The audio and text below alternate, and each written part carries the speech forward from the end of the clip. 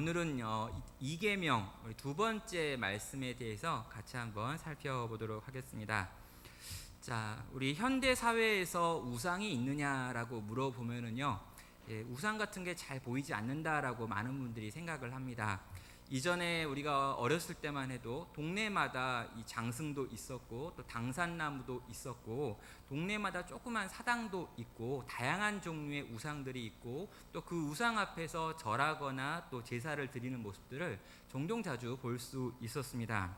근데 현대 사회가 되어지고요, 또 저희가 도시 안에 있다 보니까 그런 모습을 찾는 게 굉장히 어렵다는 것이죠. 자, 그렇게 우상을 숭배하고 우상을 만들고 그 앞에 엎드리는 장면들을 잘 볼 수 없게 된 시대에 과연 이 두 번째 계명은 의미가 있느냐라고 많은 분들이 물어봅니다.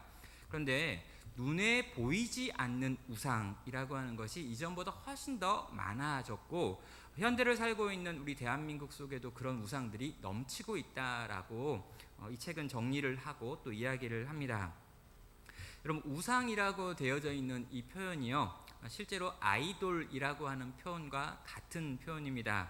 이 아이돌이라고 하는 말을 우리가 어디서 듣냐면요, TV 프로그램에서 특별히 이렇게 연기하는 또 어떤 공연을 하는 팀 가운데 여러 명의 이제 젊은 친구들이 모여가지고 막 춤을 추고 노래를 부르는 걸 보면서 우리는 아이돌 그룹이라고 이야기를 하죠. 아이돌이라고 하는 표현 자체가 실제로 우상이라고 하는 표현입니다. 눈에 보이는 어떤 이미지나 형상이라고 하는 것이 아이돌인데 이 아이돌이라고 하는 것을 오늘날 많은 젊은 그룹들한테 이렇게 붙이고 있는 것이죠. 그럼 2015년, 그러니까 지금 한 2년 정도 지나고 한 1년 정도 지난 이야기인데요. 그 당시까지만 해도 한국에 나와 있는 걸그룹이라고 하는 그룹의 숫자가 200개를 넘겼다라고 하는 말이 있습니다. 그러니까 여자들 몇 명이 나와가지고 춤추고 노래하는 그런 그룹의 숫자가 200개가 넘었고 그렇게 많은 아이돌이 있는 거죠. 걸그룹만 그런 거니까 또 남자들도 있잖아요. 막 열 몇 명이 모여가지고 뭐 하고 막 이런 팀들이 있는 것까지 하면 한국에는 거의 한 400개 가까운 걸 또는 보이 그룹들이 막 있고 그 사람들을 다 아이돌이라고 부른다는 것입니다. 이미지가 곧 진리인 시대에서 이 많은 이미지들을 보여주고 있는 아이돌들이 등장하고 있고 그 아이돌들을 사람들은 보고 또 감탄하고 감격하고 저 사람처럼 되고 싶어 하기도 하는 거죠. 그럼 아이돌이 이제 갖고 있는 이 우상이 가지고 있는 특징 중에 가장 큰 특징 하나가 뭐냐면요, 진리를 가린다라는 것입니다. 어떤 진리냐면 원래 이 아이돌은요, 무언가 다른 더 중요한 어떤 것이 있는데 이것들에 대한 이미지를 뽑아와 가지고 아이돌들이 만들어진다는 거예요. 그래서 이 아이돌이 만들어지면 원래 있었던 그 존재, 원래 있었던 그 원본이 파괴되어진다라고 하는 것이 이 아이돌에 대해서 연구했던 이 문형강준이라고 하는 분이 정리하고 있는 내용입니다. 아이돌이라고 하는 이미지는 그것이 재현하는 원본의 부재 속에 놓인다라고 이야기를 하면서 원본이 원래 있었는데 아이돌이 만들어지면 이 원본을 파괴하는 것, 이게 우상의 특징이다라고 설명을 하는 것이죠. 예를 들어보면 이렇게 예를 드는데요, 걸그룹 중에 소녀시대라고 하는 그룹이 있다고 합니다. 혹시 아시나요, 여러분? 소녀시대? 소녀시대라고 하는 그룹이 있는데 이 소녀시대의 특징은 10대 소녀들의 모습을 형상화한 아이돌이에요. 그런데 이 소녀시대가 춤추고 노래하고 또 TV 프로그램에 나와서 많은 이야기들을 하는데 그 이야기들은 실제로 오늘날을 살아가고 있는 10대 소녀들의 모습을 전혀 반영한 게 아니라는 거죠. 그럼 오늘날 10대 소녀들은 막 머리를 길게 기르거나 또 걔들이 뭐 이렇게 화장을 하거나 막 춤을 추거나 노래를 하거나 맛있는 걸 먹으러 다니지 않는다는 거죠. 대부분 다 공부하고 있습니다. 머리 찔끔 고무줄로 묶고 아침부터 밤까지 학원 돌아다니면서 공부하고 있는데 그 소녀들 대부분의 모습을 다 보여주지 않은 채 이 소녀들 가운데 꿈꾸고 있는 어떤 것들에 대해서 보여주면서 오늘날 한국의 소녀들은 이렇게 살아가고 있다라고 하는 거짓말을 심어놓는다는 거죠. 이 외가 잘 다가오지 않는다면 또 여자친구라고 하는 걸그룹도 있습니다. 그럼 이 여자친구라는 걸그룹은 뭘 보여주는 걸까요? 남자들이 꿈꾸는 여자친구가 이랬으면 좋겠다는 거죠. 실제 자기 여자친구는 그렇지 않습니다. 절대로 그럴 수가 없죠. 그렇게 막 사근사근히 말하고 막 키가 엄청 크고 막 날씬하고 노래도 잘하고 뭐 다 잘하는 그런 여자친구가 세상에 없다는 거죠. 그런 식으로 이미지는 진리를 가립니다. 그런데 그런 이미지가 너무나 많은 시대가 오늘날 이 시대고, 오늘날 이 시대 한국은 그런 이미지들이 넘치는, 우상이 넘치는 땅이라고 해석할 수 있다는 것입니다. 자, 그러면 이제 질문이 하나 나오는데요. 우리가 믿는 하나님은 과연 원본 하나님이신가? 아니면 하나님에 대해서 우리가 가지고 싶은 이미지로 만들어낸 하나님인가라고 하는 질문을 하게 되는 것입니다. 우리는 다 하나님을 믿는다고 지금 하고 있거든요. 그리고 하나님을 섬기고 하나님을 따라 살아간다라고 이야기하는데, 우리가 믿고 있는 이 하나님이 원본 하나님, 적어도 성경이 우리에게 계시하고 있는 이 하나님인지, 아니면 우리가 꿈꾸고 바라고 소원하는 바를 만들어낸 어떤 형상에다가 하나님이라고 하는 이름을 붙여가지고 믿고 있는지를 한번 물어봐야 한다는 것이죠. 오늘 이 시간에는요, 그 질문을 해보고 그 질문에 대한 답을 찾아가 보는 시간을 갖도록 하겠습니다. 자, 이 두 번째 계명, 두 번째 데칼로그에 해당하는 이 형상을 만들지 말라라고 하는 말은요, 진정한 하나님의 백성을 찾는 계명입니다. 누가 진짜냐, 누가 가짜냐라고 하는 것은요, 이 질문 앞에서 참되신 하나님을 섬길 것인가, 아니면 이미지로 내가 만들어낸 하나님을 섬기고 있는가라고 하는 것으로 결정되어지기 때문이죠. 참된 하나님을 섬기는 자, 그들만이 하나님의 진정한 백성이기 때문입니다. 오늘 이 명령이 오늘 우리가 읽었던 두 번째 계명에 해당하는 부분은요, 이 둘로 나뉘고 있는데 윗부분과 아랫부분으로 나뉘어집니다. 4절은 명령이 나와 있고요, 5절과 6절에는 내가 이렇게 명령하는 이유가 부연 설명처럼 나와 있습니다. 4절에는요, 우상의 형상을 만들지 말아야 한다라고 하는 강한 명령이 등장을 하고요, 5절과 6절에는 내가 우상을 만들지 말라고 한 이유가 뭔지 아니? 라고 이야기하면서 우상을 만들지 말라고 하는 나는 질투하는 여호와다. 그리고 만약에 너희가 우상을 새겨 만들면 내가 너희에게 큰 벌을 내릴 것이다. 그리고 만약에 너희가 우상을 섬기지 않으면 내가 은혜를 내릴 거야 라고 하는 이 축복과 저주가 따라오는 것을 보여주고 있습니다. 우리가 이 두 번째 데칼로그를 정리하면서요, 이 네 가지 질문에 대한 답을 찾으면 데칼로그 전체를 정리하게 됩니다. 네 가지 질문은 이렇습니다. 하나님께서 이스라엘에게 형상을 금지하는 이유가 무엇인가? 이걸 한번 생각해 보고요. 두 번째, 과연 이런 우상이 전능하신 하나님에게 무슨 문제가 되는 것일까라고 하는 질문. 세 번째, 하나님께서 자신을 질투하는 하나님으로 소개하는 이유는 뭘까? 그 많은 하나님에 대한 소개 표현이 있는데 왜 하나님이 굳이 자기를 질투하시는 하나님이다라고 말하고 있나? 네 번째, 우상을 만드는 죄에 관하여 형벌이 왜 3, 4대까지 미친다라고 하는 말을 하고 계신 것일까라고 하는 이 질문 네 가지를 해결하고 우리의 삶 가운데 이 메시지를 한번 적용해 볼 수 있도록 하겠습니다. 먼저 전반부에 있는 명령, 그러니까 4절에 있는 내용을 먼저 살펴보겠습니다. 우상의 형상을 금지하는 명령입니다. 용어를 정리하면요, 우상이라고 되어 있는 단어, 형상이라고 되어 있는 단어가 두 개 등장하는데, 이 우상이라고 하는 단어의 의미는요, 신을 예배하기 위해 사람들이 만든 작은 신상들을 의미하는 단어가 원래는 우상이었습니다. 이게 히브리어 단어의 특징이죠. 히브리어 단어의 원 의미는 신을 예배하기 위하여 사람들이 만든 조그만 신상들을 우상, 드라빔이라고 불렀다는 거예요. 그리고 이것을 이제 우리가 좀 쉽게 이제 우상이라고 하는 말로 번역을 했는데, 우상이라고 하는 우리가 흔히 쓰는 이 표현은요, 허수아비로 만든 형상이라고 하는 걸 의미합니다. 국어사전에 나와 있는 표현들이죠. 그러니까 인간이 있어야 될 자리에 인간 대신 허수아비를 세워놓은 그걸 딱 바라보면서 그걸 원래는 우상이라고 이야기를 했다는 것입니다. 또 형상이라고 하는 것도 나오고 있는데요, 이 형상 테무나라고 하는 것은 한 대상의 외관이나 외적인 상태, 눈에 보이는 외형을 이야기할 때 형상이라고 하는 단어를 쓰고 있습니다. 그래서 우리가 이제 이 4절을 읽을 때 아마 다 이렇게 읽었는데요.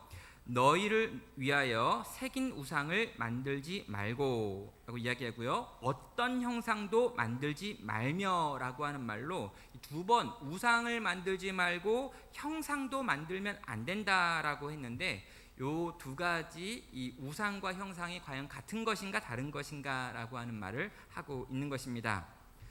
자, 그래서 이 책의 저자인 김지찬 교수님은요, 이 형상과 우상이라고 하는 걸 굳이 분리할 필요가 없다라고 이야기를 하면서 이 형상이라고 하는 걸 형태로 번역을 해가지고 이렇게 사적인 번역을 하고 있습니다. 개인 번역인데요, 명령을 이렇게 바꿔보는 겁니다.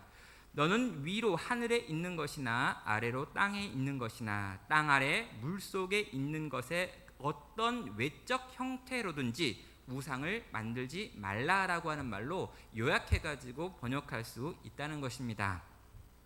자, 이 땅에 있는 그 모든 것들이 있는데 그 모든 것들이 가지고 있는 그 어떤 형상으로도 절대로 우상을 만들면 안 된다라고 하는 명령으로 이해하면 되는 것입니다. 자, 왜 그러냐라고 할 때요, 그 당시 이제 고대 사회를 생각을 해보면은 고대 근동이라고 하는 지역을 보면 굉장히 많은 우상들이 등장을 합니다. 인간의 모양을 한 것도 있고요, 하늘에 있는 별과 달, 해, 해성 같은 것들을 보고 만든 우상도 있고요, 또 짐승들의 모양을 한 것도 있고요, 또 몸은 사람이되 머리는 짐승이거나 사람의 몸에 날개나 다른 것들이 붙어있는 방식으로 수없이 많은 신들을 조각해 놓았습니다. 대표적으로 이 고대 근동 사회의 많은 우상은요, 송아지 우상이고 소 우상입니다. 고대 근동에서 가장 흔한 우상이었는데요, 이 지역과 호칭은 다르지만 곳곳에서 발견이 됩니다. 애굽에서는 아피스, 바벨론에서는 엔릴, 우가릿에서는 바알, 그리고 그리스에서는 제우스라고 하는 이름으로 이 송아지, 이 소로 되어진 신들이 등장을 하고요. 이 소가 상징하고 있고 이 소가 다스리고 있는 힘은 힘이나 풍요나 부유함이나 농경을 상징할 때 이 바알 신을 의미하는 이 황소 우상이 곳곳에 세워져 있는 것들을 보게 됩니다.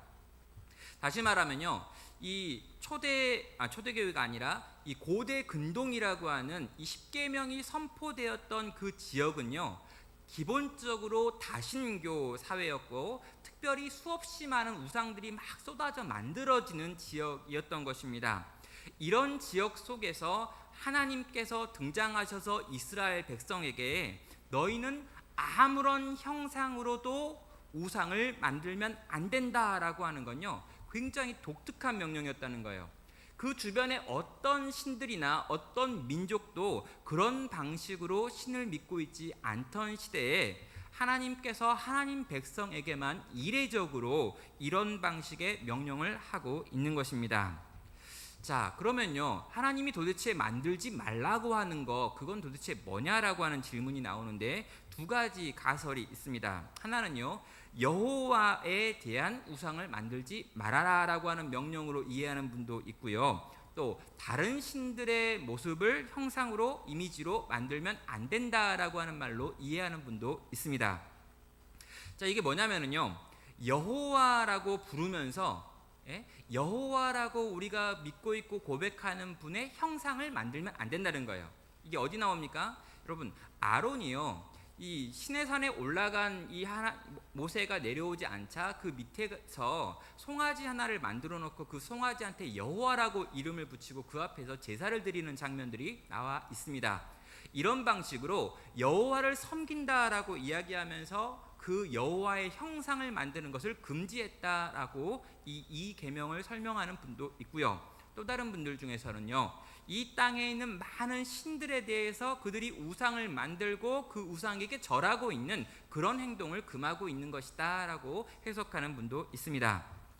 예, 저는요, 이 두 가지 해석이 둘 다 있다라고 생각을 하는 거예요. 하나님의 형상을 만들어도 안 되고요, 그 땅에 있는 많은 것들의 형상을 만들거나 그 형상에 절하는 것도 안 된다라고 하는 이중의 부정 명령이 여기 나와 있는 이 두 번째 말씀이라는 것입니다.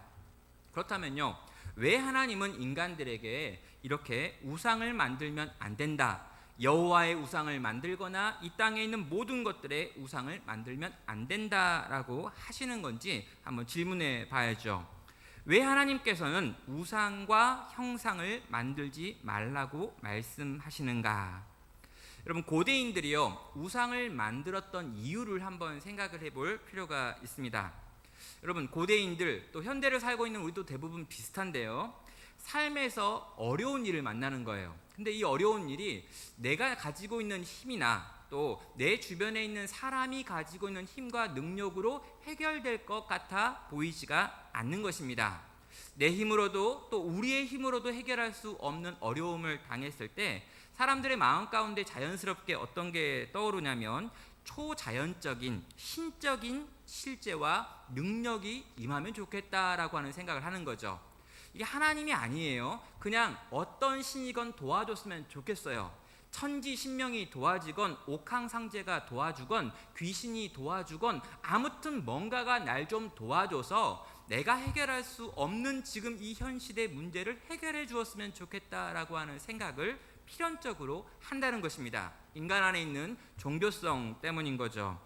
자, 그런 생각을 갖게 된 인간은요, 그 신적인 능력에 의존하고 싶고 그 신적인 능력을 가져오고 싶고 그 신적인 능력이 내 삶의 이 문제 가운데 나타나기를 바라는 마음을 가지고 실제로 내 삶 속에 무언가를 가지고 오고 가지고 온 그것에다가 신성을 부여한다는 것입니다. 자, 이런 예로요, 마야 문명에서 뱀을 만들어 놓은 형상들이 많이 발견되어지고 뱀과 관련된 신들이 많이 등장하는 이유가 뭐냐라고 하는 질문을 최근 하고 있습니다. 그럼 마야 문명이라고 하는 이 문명이 어디서 발생했는가? 고산지대에서 발생을 했고 고산지대에서는 비가 내리는 것이 굉장히 중요했습니다. 그래서요, 이 비가 내리는 모양을 보니까 마치 이 뱀의 모양과 비슷한 거고요. 또 비가 많이 내리면 땅 속에 들어갔던 뱀들이 숨을 쉬기 위해서 올라오는 것들을 보게 되니까 비와 뱀이 연결되어 있구나라고 하는 생각들을 고대인들이 갖게 되는 것입니다. 그래서 뱀과 관련된 뱀과 유사한 형상을 만들어 놓고 그것에 절하면서 비가 필요하다고, 비가 우리 가운데 있어야 된다라고 하는 말들을 하는 것이죠. 예, 그런 식으로 다양한 세계 속에서 다양한 신적인 필요를 구하는 사람들은 그 필요를 담은 어떤 것들을 만들고 그 앞에 절하고 그 앞에 제사를 드리고 제물을 드리는 방식으로 그 신의 힘을 가져다 쓰려고 한다는 것입니다. 정리하면 이렇습니다. 나름의 현실의 필요를 채우고 나의 욕망을 추구하기 위하여 인간은 우상을 만든다라는 거죠. 인간은 인간의 필요를 채우기 위한 방식으로 끊임없이 우상들을 만들어내는 존재인 것입니다. 칼빈이 말했던 것처럼 인간의 마음 자체가 이미 우상을 만드는 공장이기 때문에 어떤 방식으로건 인간은 끊임없이 우상의 형상도 만들고 보이지 않는 우상을 만들어 그를 섬기고 있는 모습을 보여주게 되는 것이죠. 자, 그런데 그렇다면 이 인간은 왜 신의 형상을 굳이 형상을 담아가지고 만들려고 하는 걸까? 그냥 어떤 뱀신이요 이렇게 하면 되는데 굳이 뱀을 만들어 놓고 그 앞에 가서 절하는 이유가 뭐냐라는 거예요. 종교학자들은요, 이 부분에서 인간이 형상을 만드는 이유를 세 가지로 설명을 합니다. 우리 강영한 교수님이라고 하는 분이 이 십계명 강해에서 이렇게 세 가지로 정리를 하는데요. 첫째는요, 이 인간이요, 신을 만나가지고 신의 능력을 지금 가져와야 되는데 이 신의 능력을 담을 만한 그릇이 있어야 된다는 거예요. 그래서 눈에 보이는 어떤 형상을 만들어 놓고 신의 능력이 거기에 담긴다, 신의 능력이 거기에 담기는 그릇이다라고 하는 생각을 갖는다는 것입니다. 자, 여기다가요, 송아지를 만들어 놓은 다음에 이 송아지한테 절하면서 이 송아지가 여호와다라고 생각하지는 않아요. 실제로 여호와 하나님은 저 산에 계시고 저 높이 계시고 지금 모세와 만나고 있다고 생각을 합니다. 그러나 여호와 하나님의 보호하시는 능력은 지금 우리에게 필요해요. 그러니까 여호와 하나님을 상징하는 어떤 상징물을 만들어 놓고 거기다 예배를 드리고 거기서 어떤 것을 함으로 말미암아 그 능력이 요 상징물에 담긴다라고 생각을 하는 것, 이게 상징물이 가지고 있는 특징이었던 것입니다. 또 여러분, 신의 능력이 필요한데요, 신이 막 돌아다니면 안 된다는 거예요. 신이 자기 마음대로 돌아다니고 특별히 먼데 계시고 소리 질러도 안 들리는 곳에 계시면 안 되기 때문에 어떻게든 신을 내 삶 가까운 거에 갖다 놔야 됩니다. 그래서 우리 마을의 중심에 신이 있어야 되는 거죠. 그리고 우리 집에 한쪽 방에 신이 있어야 되는 거예요. 그리고 내 몸에 부적처럼 가지고 다닐 수 있는 신이 있어야 되는 겁니다. 신이 마음대로 돌아다닌다는 거 굉장히 위험한 거죠. 내가 필요할 때 불러도 도와주지 않는 거니까. 그러니까 눈에 보이는 신의 형상을 내 몸에 지니고 내 집에 들이고 내 가족 앞에 두고 또 우리 마을의 한복판에 둬가지고요, 이 신이 도망가지 못하고 우리와 함께 있게 만드는데 이 신상이라고 하는 것들을 그들은 만들어 사용했다는 거예요. 마지막 세 번째로요, 그 신을 우리 마음대로 움직이고 이 신을 조작하기 위해서라도 신은 반드시 형상을 가지고 있어야 합니다. 여러분, 신이 내 눈앞에 보여야 되는 거예요. 그래서 신을 만들 때부터 이미 이게 고려가 됩니다. 신을 만들 때 손을 크게 만들어요. 왜 그럴까요? 열심히 일하라고. 여러분, 이 고대 사회에서 만들어 놓은 신들을 보면은요, 막 신들이 막 이쁘거나 신들이 막 멋있거나 이러지 않습니다. 특별히 다산의 여신이라고 하는 의미를 가지고 있는 아세라 여신, 아르테미 여신 같은 경우에는요, 이 가슴을 막 20개, 30개를 막 붙여놔요. 왜 그런 걸까요? 다산이 있어야 되거든요. 많은 자식을 낳는 것이 큰 복이라고 생각할 때 이 여신은 다산을 상징하는 것이기 때문에 많은 가슴을 달고 많다라는 형상으로 나옵니다. 그리고 많은 남신들과 많은 여신들에게서 굉장히 많은 성적인 그림들이 막 보이고 있는 거죠. 왜 그러냐라고 하면은요, 실제로 우리에게 필요한 건 그런 것들이기 때문이다라고 사람들은 생각하기 때문입니다. 그래서 만들 때부터 이미 이 신이 무엇을 위한 신인 것인지를 자기들이 주물러 가지고 만들어낸다는 거예요. 여러분, 귀를 크게 만드는 이유, 우리 소리를 들어야 되니까. 손이 큰 것 우리를 도와줘야 되니까. 그 신이 막 등치가 좋은 것, 황소인 것, 우리의 일을 대신해야 되니까 라고 생각하면서 이 신을 우리가 좋아하는 방식으로 조작하기 위해서라도 신은 반드시 형상을 가지고 있어야 되기 때문에 그 많은 고대의 형상들이 존재하고 우리 가운데 지금도 있는 것입니다. 정리하면 이렇습니다. 우상이란 인간의 풍요를 위해 신을 지배하고 조종하기 위하여 만들어낸 형상이다라는 거예요.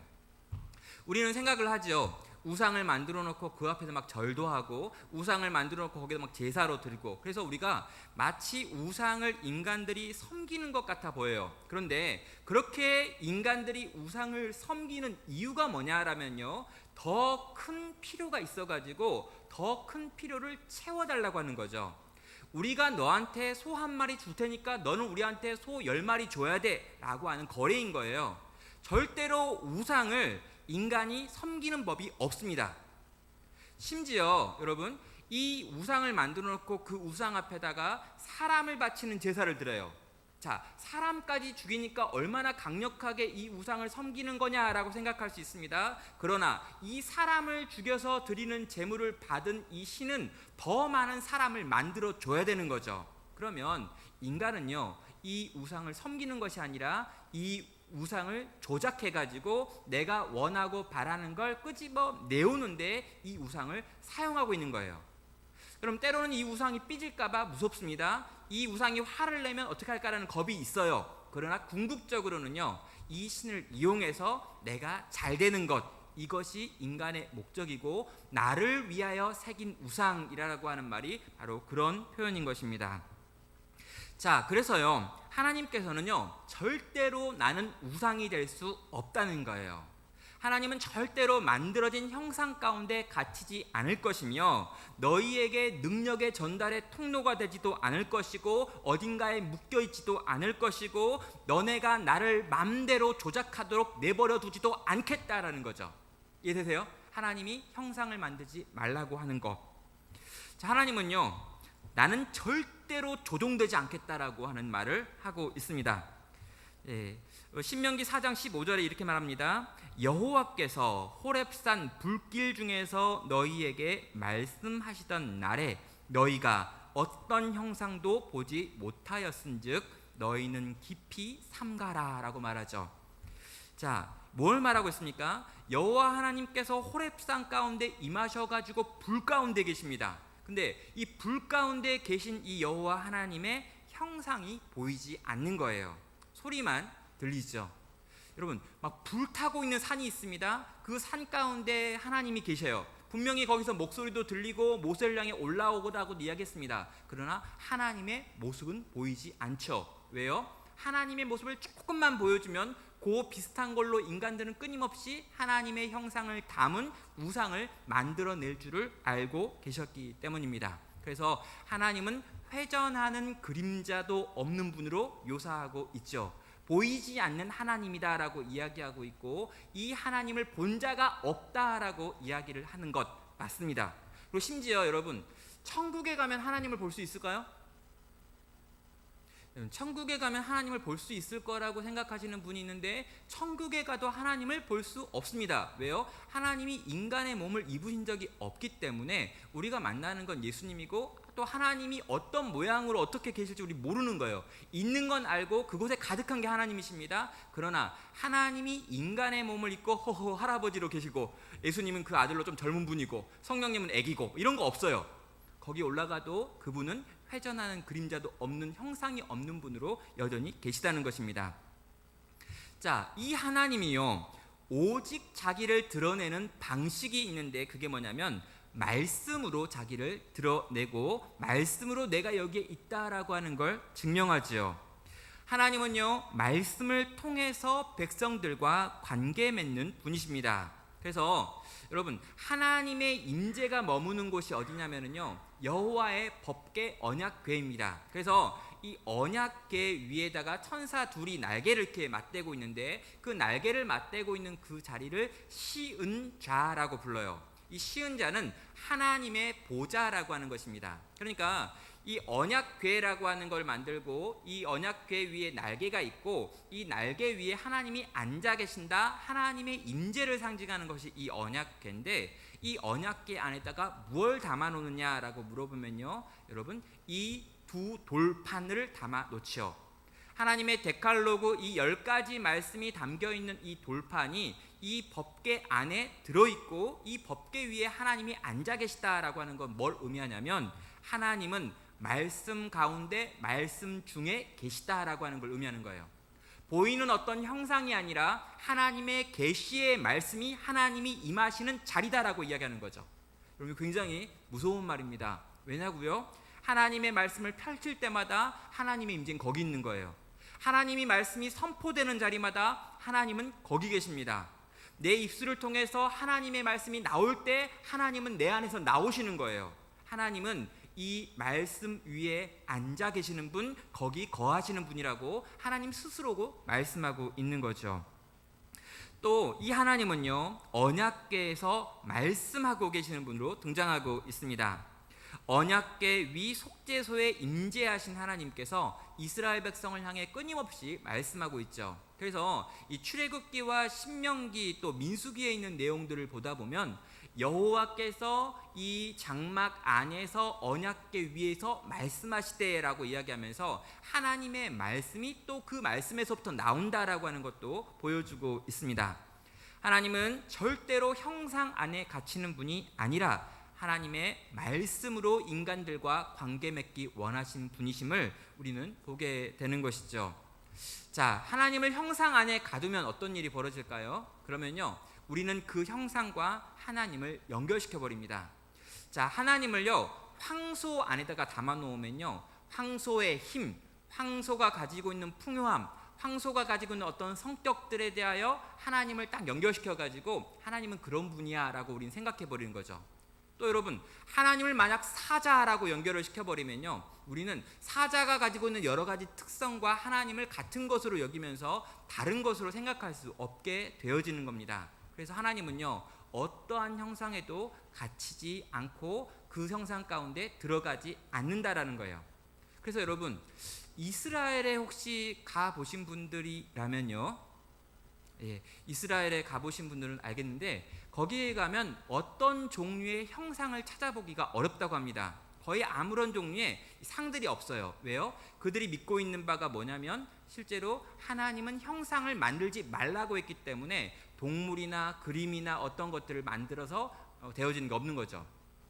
여러분, 이슬람 문화권에 가도 마찬가지입니다. 이슬람 문화권에 가도 사람의 그림이나 뭘 그렇게 그리지 않아요. 대신 온통 다 글씨로만 조각을 하고 글씨로만 문양을 새기고 여러 가지 문양은 존재하되 어떤 동물이나 사람의 모양들을 그리거나 만들어 놓는 구조들을 찾아보기가 어려운 건 실제로 그들이 이 말씀 앞에서 순종하려고 애를 썼던 증거물인 것입니다.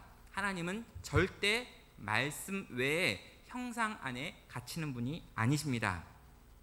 전반부에 있는 이 말씀을 간단하게 정리하면 이렇게 정리할 수 있을 것 같습니다. 하나님을 섬긴다고 하나 실상은 자기가 만든 형상을 섬기는 자들을 향해서 하나님께서는 지금 경고하고 계신 것입니다. 이 땅에 있는 모든 종교들은 자기가 중심이 되어 가지고요, 인간이 세상을 살아가는데 신을 조작하기 위하여 우상과 형상을 만들어 내는 것입니다. 그러나 우리 하나님은요, 절대로 그 우상 가운데 갇히는 분이 아니시기 때문에 그분은 계시의 말씀으로만 우리와 관계를 맺습니다. 기독교는요, 하나님이 중심이 되어지는 종교입니다. 그래서 인간이 이 세상을 살아가면서 하나님의 말씀 앞에 절대적으로 복종하기를 하나님은 바라고 원하시기 때문에 절대로 우상 안에 갇히지 아니하시고 우상을 만드는 것을 허용하지도 않으시는 분인 거죠. 정리하면 이렇습니다. 우상은 인간에게 복을 주지 못하며 심지어 스스로 이동할 능력도 없다.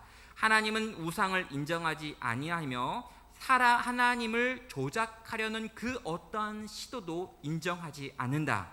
하나님은 오직 말씀으로 인간과 소통하시며 인간에게 복종을 요구하시는 분이시지 인간에 의하여 조작되는 분은 결코 아니다라는 거예요. 여러분, 이게 우상을 만들지 말라, 형상을 만들지 말라라고 하는 명령 가운데 들어있는 하나님의 내용을 정리한 것입니다. 그러면 우리는요, 이제 이 명령 뒤에 따라오는 왜 하나님이 이렇게 말씀하시느냐라고 하는 이 부연 설명에 해당하는 이 5절과 6절에 있는 말씀을 정리할 때가 됐습니다. 후반부에요, 하나님이 스스로 자기를 뭐라고 부르고 계시냐면 나는 질투하는 하나님이라 라고 하는 표현을 쓰고 있습니다. 그것들을 섬기지 말라고 이야기합니다. 내 하나님 여호와는 질투하는 하나님인즉. 여러분, 사람이 만약에 하나님한테 질투하는 하나님 그러면 불경하게 말했다 그러는데요, 하나님께서 친히 자기를 나는 질투하는 하나님이거든 이라고 말하고 있어요. 나는 질투하는 하나님이기 때문에 너희가 우상을 섬기고 우상을 만들어내면 가만히 있지 않겠다라고 하는 것으로 당신을 표현하고 있는 것입니다. 하나님이 왜 자신을 질투하는 하나님이라고 표현을 했는가라고 부르면은요, 그것은 하나님과 우리 사이의 관계, 그리고 하나님이 우리 가운데 두고 있는 이 데칼로그의 성격 때문입니다. 먼저는요, 하나님과 우리 사이가 하나님이 기계적으로 명령하면 인간은 기계적으로 따라야 되는 주인과 종의 관계가 아니라는 거예요. 이게 뭘 의미하냐면요, 주종 관계가 아니라 이 부부 관계를 염두에 둬야 되고요, 부자 관계라고 생각을 해야 되는 것입니다. 하나님이 무언가 말하면 그 말에 대하여 자발적인 순종과 자발적인 사랑으로 반응하는 것을 원하는 관계였기 때문에 이 하나님에 대하여 하나님을 조작하려고 하는 인간의 시도를 보면서 하나님은 지금 질투하고 있는 거예요. 또 다른 신을 내 앞에 데리고 오려고 하고 있는 너의 시도 앞에서 나는 불같이 화가 난다라고 하는 말을 하고 있는 거죠. 여러분, 하나님과 우리의 관계를 생각해야 되는 거예요. 주종 관계는 질투하는 관계가 아닙니다. 주종 관계는 화내고 끝내고 죽여버리면 되는 거예요. 내 종이 다른 주인 앞에서 엎드려 있으면요, 내 종을 해악시키거나 내 종을 죽여버리는 것으로 끝내면 돼요. 근데 이게요, 아니라는 거죠. 이건 부부예요. 내 아내가, 내 남편이 다른 이성에게 가가지고 지금 알랑거리고 있는 거예요. 여러분, 이 상황에서 우리 가운데 나오는 감정, 질투라는 거죠. 하나님이 자신을 질투하는 하나님이다라고 표현하는 이유는 첫 번째로 이것입니다. 두 번째로요, 데칼로그라고 하는 이건 역시 무조건 순종해야 되는 규정, 계명이라고 해가지고 두 번째 계명은 아니기 때문인 거예요. 여러분, 이게 만약에 명령이라면요, 뭐 질투하는 하나님 이런 표현 필요 없습니다. 내가 질투가 되거든 이렇게 한 필요는 없어요. 이건요, 하나님의 마음의 표현인 거죠. 절대로 이런 일이 일어나면 안 되는데 일어난 이 일에 관하여 내 마음이 지금 굉장히 아프다, 굉장히 서운하다라고 하는 걸 표현하고 있기 때문에 이걸요, 데칼로그 두 번째 말씀이라고 이해하는 이유가 이것입니다. 그런 다음에요, 이제 이 하나님께서는 이 이스라엘 백성, 이 명령에 불순종한 자와 이 명령에 순종하는 자를 향한 저주와 축복을 이렇게 말하죠. 나를 미워하는 자의 죄를 갚되 아버지로부터 아들에게로 3, 4대까지 이르게 하거니와 나를 사랑하고 내 계명을 지키는 자에게는 1000대까지 은혜를 베푸느니라. 자, 이 말 역시 마찬가지입니다. 이스라엘과 하나님의 관계를 이야기하면서 지금 하나님의 말씀을 지키고 우상을 만들지 않는 사람들은 나를 사랑하는 사람이라고 이야기하고요, 또 우상을 만드는 사람은 나를 미워하는 사람이라고 이야기하는 거예요. 여러분, 이게 특이하죠. 중간이 없어요. 하나님은 삼각형 없습니다. 우리는 이제 이렇게 이야기하잖아요. 우리 사랑하는 여러분, 하나님을 사랑하는 분들 손 들어보세요. 그러면 이제 손을 이렇게 들죠, 몇 분이. 그리고 하나님을 별로 사랑하는 마음이 없는 사람들 손 들어보세요. 그러면 또 몇 분이 손을 듭니다. 나는 잘 모르겠어요 라고 하는 분들 있잖아요. 대부분 여러분들은 손을 안 들고 나는 잘 모르겠어요 있으면서 회색을 선택하는데, 성경의 하나님은요, 이 회색이 없다라고 말하는 거예요. 나를 사랑하거나 나를 미워하거나지 나에 대해서 아무런 감정도 없고 밉지도 사랑하지도 않는 그런 관계 없다라고 이야기를 하시는 거죠. 왜냐고요? 부부이기 때문인 거죠. 사랑하거나 미워하거나 하지 무관심할 수는 없는 거, 이게 하나님이 지금 표현하고 있는 마음입니다. 여러분, 배타적인 사랑의 관계가 깨어질 때 이 깨어짐은 반드시 미움이라고 하는 감정과 연결되어지고 질투라고 하는 것으로 이어진다라고 하는 걸 보게 되는 것입니다. 여러분, 이 질투라고 하는 표현, 이 질럿이라고도 표현되어지는데요, 이 질투라고 하는 표현이 우리는 대부분 다 부정적인 의미로 생각을 하는데요, 이 왕상 19장 10절에 가면은 엘리야는요, 이 표현을 이렇게도 사용을 합니다. 그가 대답하되 내가 만군의 하나님 여호와께 열심히 유별하오니, 여기에 나와 있는 이 열심이라고 하는 단어도 여기 있는 질투라고 하는 표현인 거예요. 여러분, 열심이라고 하는 말과 질투라고 하는 말이 같습니다. 그러니까 내가 가슴이 뜨겁다는 거예요. 이게 부정적으로 말하면 질투고요, 긍정적으로 말하면 열정이에요. 가슴이 뜨거워진 거예요. 막 화가 나서 뜨거울 수도 있는데 막 사랑으로 뜨거워질 수도 있어요. 아무튼 하나님은 뜨거워요. 차가워진 적이 없어요. 자, 하나님께서는요, 이런 당신의 마음을 표현하시면서 축복과 저주를 하고 계시죠. 여기 나와 있는 저주의 내용이 뭡니까? 아버지로부터 아들에게까지 3, 4대로 이 모든 심판이 임한다라고 이야기하는 거고요, 또 축복은 1000대까지 임한다라고 이야기를 하죠. 그래서 이 부분을 해석하고 이 부분을 정리하는 과정에서 지금은 이단이라고 규정이 되어졌는데요, 가게에 흐르는 저주 이런 표현들이 나오고 이 저주를 끊어라 라고 하는 책들도 1권, 2권이 나와가지고 많은 분들이 사서 읽고 또 나누기도 했습니다. 그래서 가게에 흐르는 저주를 끊어야 된다, 그래가지고 내 대에 내가 모든 지은 죄를 다 하나님께 용서를 구한다 이렇게 하고 여기서 끝내고 내가 모든 벌을 다 받고 내 자식들은 더 이상 이 하나님의 저주를 끊어졌다, 이런 이야기를 하고 또 그렇게 가르쳤던 적이 한국교회 안에 있었고, 그런 가르침이 많이 또 이렇게 퍼져 있고 아직도 그 가르침 가운데 있는 분들이 있어요. 그래서 우리 어머니가 뭐 무당이고 우리 할머니가 무당이었다 그러면 나 때까지는 요거 고생을 해야 되고 끊어내야 되지만 내 자식들은 끊어진다, 뭐 이렇게 이야기하면서 이 가게에 흐르는 저주가 굉장히 유행이었던 적이 있고, 저도 이제 그 책을 읽으면서 감동을 많이 받았습니다. 그래가지고 우리 집은 참 복받은 가족이다 이러면서 이렇게 굉장히 좋아하고, 좀 이렇게 다른 사람들 보면 참 불쌍하다 이런 생각을 한 적이 있어요. 여러분, 그렇게 해석하면 안 됩니다.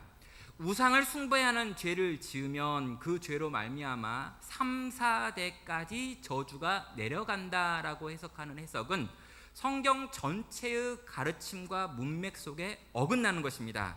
대표적으로 신명기 24장 16절에 보면은요 이렇게 말하죠. 아버지는 그 자식들로 말미암아 죽임당하지 않을 것이요 자식들은 그 아버지로 말미암아 죽음당하지 않을 것이니라고 하면서 죄의 연좌제를 끊어버렸습니다. 그러니까 아버지의 죄 때문에 아들이 죽는 경우도 없고 아들의 죄 때문에 아버지가 죽는 경우도 없다. 모든 사람은 자기 죄로 죽는다라고 하는 이야기를 했어요. 죄는 이런 식으로 대를 물려가지고 사람들을 괴롭히는 어떤 것이 되지 않습니다. 가게에 흐르는 저주, 가문에 흐르는 저주 없어요. 그러면 이 3, 4대까지 이 어려움을 갖는다라고 하는 건 무슨 표현인 걸까요? 그럼 고대 사회를 조금만 더 생각해 보면은요, 고대 사회 쉽게 우리가 100년 전만, 50년 전만 생각을 해도요, 3, 4대는 한 집에 같이 살고 있는 사람들이었습니다. 여러분, 할아버지가 있고요, 그 앞에 아들이 있고요, 그 앞에 손자가 있고요, 심지어 증손자까지 같이 사는 집들이었어요. 3세가 사든지 4세가 사든지 실제로 이건 한 집안에 대한 이야기인 것입니다. 그래서 그 집안에서 한 사람이 우상을 숭배하면 이 우상을 숭배하는 한 사람의 영향력이 3, 4대라고 하는 그 가정 전체에 미치기 때문에 결국에 벌을 받는다. 한 사람이 받는 벌이 그 가정 전체에 미치는 거죠. 여러분, 이런 방식으로 3, 4대의 문제를 해결해야 하는 것입니다. 또 그 당시에 종주권 언약이라고 하는 언약을 살펴보아도 이 데칼로그가 만들어져 있는 방식과 유사한 방식의 이 고대에 있는 종주권 언약을 봐도 나 한 사람이 이 법을 어김으로 말미암아 죽는다가 아니라 내 가문이 죽는다라고 하는 방식으로 언약을 맺고 있기 때문에 내 집이라고 하는 개념은 한 사람과 집은 연결되어 있는 개념인 거예요. 그러니까 최근에 우리가 가문과 내가 분리가 됐잖아요. 최근에 우리가 가문이 나와 무관하다라고 하는 생각을 했지만 얼마 전까지만 해도 가문은 곧 나였고 나는 곧 가문이었다는 것입니다. 나 한 사람이 잘 되는 건 여기서 끝나는 것이 아니라 우리 가문을 이렇게 세워야 될 책임이 있는 것으로 여겼고, 내가 망하면 나만 망하는 것이 아니라 돈 빌렸던 아버지부터 해가지고 돈 빌렸던 형제간들 다 망하는 걸 의미하는 거죠. 그런 방식으로 이해하신다면 3, 4대의 문제는 가게에 흐르는 저주가 아니라 내 집안이 망한다라는 걸로, 우상을 섬기면 우리 집안이 망한다라고 하는 걸로 이해하시면 됩니다. 그러면요, 축복은 뭐냐는 거예요. 여러분, 3, 4대와 비교할 수 없는 1000대가 은혜를 받는다라고 이야기하는 거죠. 여러분, 여기서의 강조점은 뭐냐면 안 지키면 3, 4대인데 지키면 1000대라는 거예요. 이게 하나님의 강조법인 거죠. 정말 네가 우상을 섬기지 않고 형상을 만들지 않고 살아계신 하나님의 말씀에 순종해서 이 땅을 살아가면 너로 말미암아 네 주변에 있는 모든 자들이 다 복을 받는다는 거예요. 이 큰 은혜가 너와 너가 속한 모든 땅 가운데 미친다라고 하는 걸 강조하기 위하여 1000대까지 이 은혜를 내가 베풀겠다라고 하는 약속을 하고 계신 것입니다. 하나님이 쪼잔하지 않으신 거예요. 3, 4대까지 저주하겠다, 3, 4대에게 복을 주겠다, 이게 아니라 3, 4대를 저주하겠다라고 하신 그 하나님께서 1000대에게 복을 주겠다라고 말하면서 적극적으로 하나님께 순종하는 쪽으로 나아올 것에 대하여 지금 우리에게 요구하고 있는 거죠. 여러분, 이런 하나님의 명령들을 읽으실 때 우리는 늘 어떻게 읽었냐면요, 여러분, 이 10계명을 읽을 때 뭐뭐 하지 말라라고 하는 말에 강조점을 두고 읽었어요. 그래가지고 우상을 만들지 말아야지 그러면서 열심히 우상을 안 만들고 우상이 있으면 그걸 때려 부시기만 했습니다. 적극적으로 내가 그걸 가지고 어떻게 살아야지에 대한 고민이 아니고, 있는 우상에게 절하지 않는 것, 또 내가 우상을 만들지 않는 것 같은 것으로 이 어떤 방식을 제한했다는 거죠. 그러면서 어떻게 생각합니까? 3, 4대가 저주를 받을 수 없으니까 라고 생각을 한 거예요. 근데 지금 성경이 요구하는 건 뭐냐면요, 적극적으로 1000대가 복을 받는 쪽으로 달려오라는 거죠. 그럼 1000대가 복을 받는 하나님의 말씀에 순종하는 길은 뭐냐라는 거예요. 여러분, 우리가요 어떤 형상으로든 우상을 만들어 섬기면 안 되는 가장 큰 이유가 하나가 있습니다. 그 이유가 뭐냐면요, 이미 하나님께서 하나님의 형상을 이 땅에 만들어 주셨기 때문이에요. 여러분, 우리가 하나님의 형상을 만들면 안 되는 이유는 뭐냐면 하나님이 이미 만들어 놓은 하나님의 형상들이 있기 때문인 거죠. 누굴까요? 바로 우리들이라는 것입니다. 창세기 1장 26절에 보면요, 하나님이 이르시되 우리의 형상을 따라 우리의 모양대로 우리가 사람을 만들고라는 거예요. 여러분, 우리의 형상대로 우리가 사람을 만든다라고 이야기하면서 하나님의 형상으로 인간을 만들어 놓았다라고 말하고 있는 것입니다. 하나님께서 직접 하나님의 형상인 인간을 만들어 놓았고, 그래서 인간을 찬찬히 살펴보면요, 하나님이 보이는 거였다는 거죠. 그래서 하나님이 당신이 세상을 만들어 놓고요, 이 에덴 동산을 만들고 이 우주를 만드신 다음에 이 에덴을 다스리고 통치할 책임을 인간에게 맡기시죠. 원래 하나님이 하시던 일이었거든요. 그런데 하나님이 하시던 이 통치의 일을 인간 아담과 하와에게 맡겨놨더니 아담과 하와가 이 세상을 통치하고 다스립니다. 왜요? 모든 세상이 인간을 통해서 하나님을 보았기 때문에 하나님의 대리 통치자구나라고 하는 걸 인식했고, 그래서 온 세상이 인간에게 복종하며 인간과 함께 에덴을 만들어갔던 거예요. 여러분, 그래서요, 인간은요 하나님의 형상이었고, 이 하나님의 형상인 인간은 이 땅에서 끊임없이 하나님을 보여주는 형상으로서의 삶을 살아야 했던 것입니다. 그런데 인간이 어떻게 됐나요? 죄로 인해 망가져 버렸죠. 망가져 버렸기 때문에 더 이상 에덴을 통치하고 다스릴 수 없게 되었고, 에덴에서는 드디어 가시덤불과 엉겅퀴가 올라와 가지고 인간을 고통스럽게 만들었고, 이 땅에 있는 모든 것들과 인간이 싸울 수밖에 없는 이 투쟁의 대상으로 바뀌어버린 일들이 일어나 버렸습니다.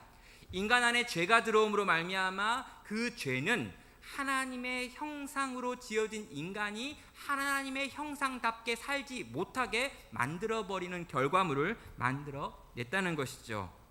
그런데 여러분, 지금은 어떻습니까? 지금 예수 그리스도께서 우리 가운데 오셔서요, 우리의 죄의 문제를 해결해 버렸습니다. 우리의 원죄의 문제가 해결되어져 버렸기 때문에 우리는 지금 하나님의 형상을 회복한 존재인 거예요.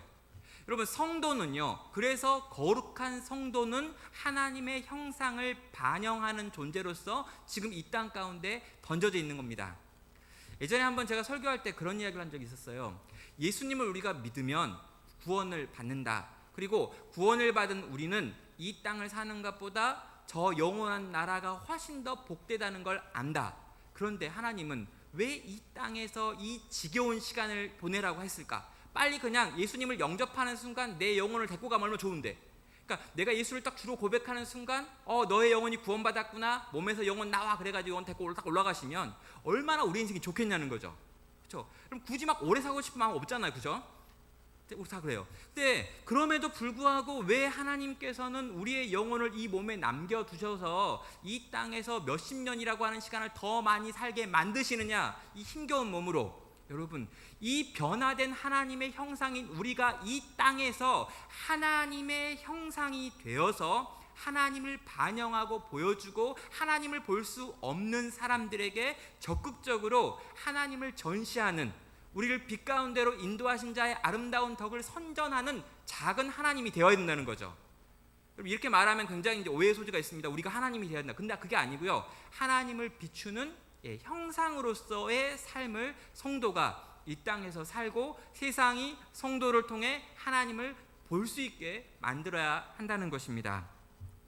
여러분, 그래서 우리는요, 이 두 번째 명령에 해당하는 이 데칼로그의 두 번째를요, 적극적으로 해석을 해야 되는 거예요. 우상과 형상을 만들지 않는 차원, 그 부정적인 명령에서 넘어서요, 적극적으로 하나님의 명령에 순종해야 한다는 것입니다. 성도는 세상에서 하나님의 형상이 되어져야 되고요, 성도는 마땅히 하나님의 형상처럼 살아가야 합니다. 그래서 하나님의 형상이 되어 이 땅을 살아가면서 우리는 하나님이 이런 분이시다라고 하는 걸 세상 사람들로 알게 만들어야 되는데, 우리의 문제가 뭘까요? 우리의 죄가 뭘까요? 적극적으로 하나님을 세상에게 보여주지 못했다라고 하는 것이 어쩌면 이 두 번째 계명을 지키지 못하는 우리의 모습일 수 있다는 것입니다.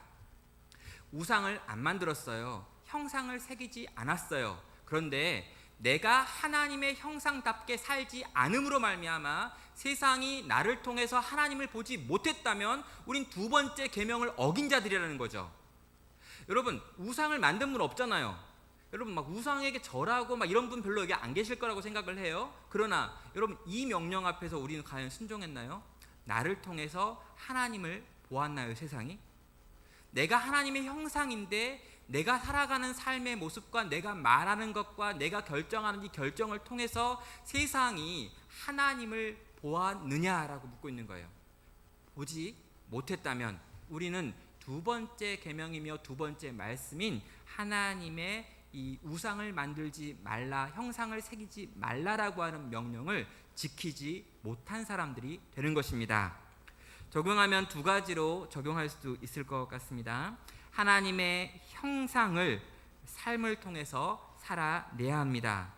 사람을 하나님의 형상대로 지으시고 이 땅의 모든 것을 다스리게 하려 하셨습니다. 그 창조의 목적대로 이 땅에서 대리 통치자로 우리는 살아야 합니다. 우리가 하나님의 형상인 것을 만약 우리가 안다면 우리의 삶은 달라질 것입니다. 어떻게 달라질까요? 세상에 있는 수없이 많은 우상들에게 절할 수 없는 거죠. 왜요? 내가 최고이신 하나님의 형상인데 그보다 덜한 것들 앞에 무릎 꿇을 수 없죠. 하나님이요, 이스라엘 백성 때문에 가장 가슴 아팠던 게 뭐냐면 내가 나의 형상대로 인간을 만들었는데 인간이 썩어질 것들과 이 생명 없는 것들과 짐승들을 만들어 놓고 그 앞에 절하고 있는 거예요. 여러분, 얼마나 내가 존귀하게 인간을 만들었는데 이 존귀한 인간이 자기가 다스리고 자기가 통치해야 될 짐승들을 만들어 놓고 그 짐승들 앞에 엎드려 가지고 도와달라 구하는 모습을 보니까 하나님이 열받아 가지고 가만히 있지 못하죠. 예? 하나님의 형상답게 형상처럼 살아드려야 되는 거죠. 그리고요, 우리가 그럼 어떻게 하나님의 형상처럼 살아갈 수 있는 걸까요? 예수 그리스도를 바라보고 그분을 쫓아가는 것으로 가능합니다. 왜 그렇습니까?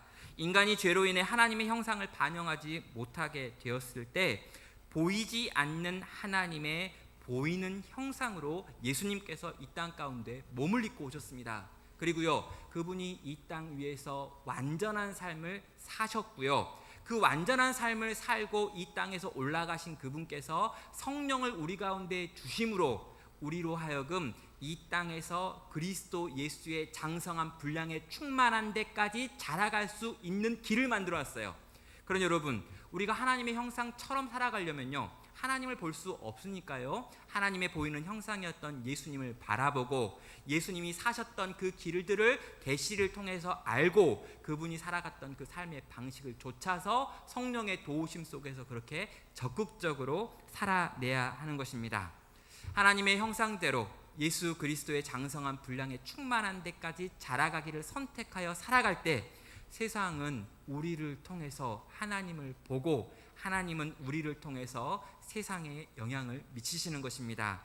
주께서 오늘 우리 성도님들 가운데 이렇게 찾아와 주셔서 우리로 하여금 이 두 번째 이 데칼로그, 이 두 번째 말씀이 적용되어지는 우상을 만드는 삶, 또 우상을 새기는 인생이 아니라 내가 하나님의 형상이 되어 하나님을 세상에 비추는 등불이 되어지는 그런 인생 되시기를 주님의 이름으로 축원합니다.